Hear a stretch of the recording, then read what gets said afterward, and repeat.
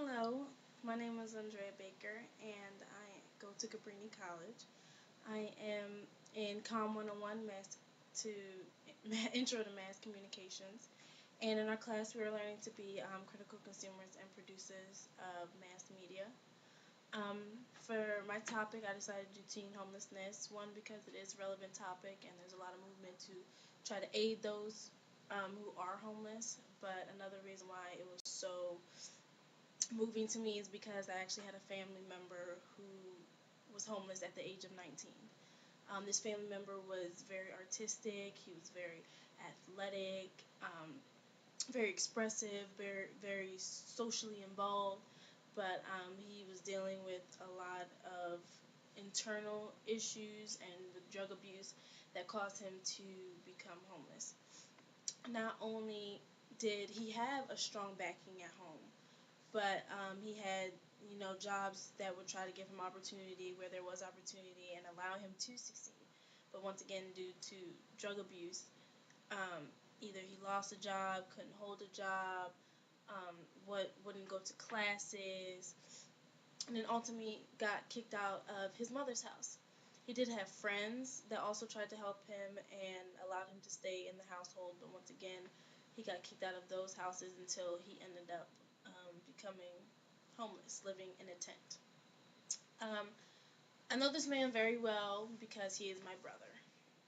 My brother was 19 at the time, and he was homeless for about 2 years, 1.5, 2 years.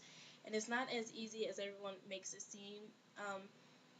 You know, he tried to get a job. He tried to do what he could, but because he didn't have the resources, he didn't have money and stuff like that, he didn't have the opportunity that I would have, or the opportunity that my friend or his friends would have, or anything like that.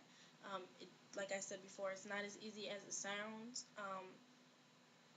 There are groups that do house those who are homeless, but at the same time, because there's a large capacity of people trying to get housing, they can't have them stay there for a long period of time. They have to know what their next move is, so it's kind of like a halfway house. They have to move on to something else. And even then, even when their time is expired, they may be homeless again. So whenever they do find housing or do find a place to eat, it's always a breath of fresh air, and it makes them feel like they have somebody who's looking out for them, and they don't have to worry about what's gonna happen tomorrow. All they're worrying about is today. Um, I chose it again just because I want more involvement in housing and better housing and programs to to fund teens who are homeless. It's not always easy to find those who are homeless because they try to blend into the crowd. They may feel embarrassed, just like my brother felt embarrassed. But when we do spot those, we definitely need to jump right on it and become very active in trying to find them housing, food, school if they're not going to school, maybe temporary housing with some, a qualified adult or something like that. But there definitely has to be more awareness through the media and more funding and programming for teen homelessness. So thank you for listening. Thank you for listening for my story. And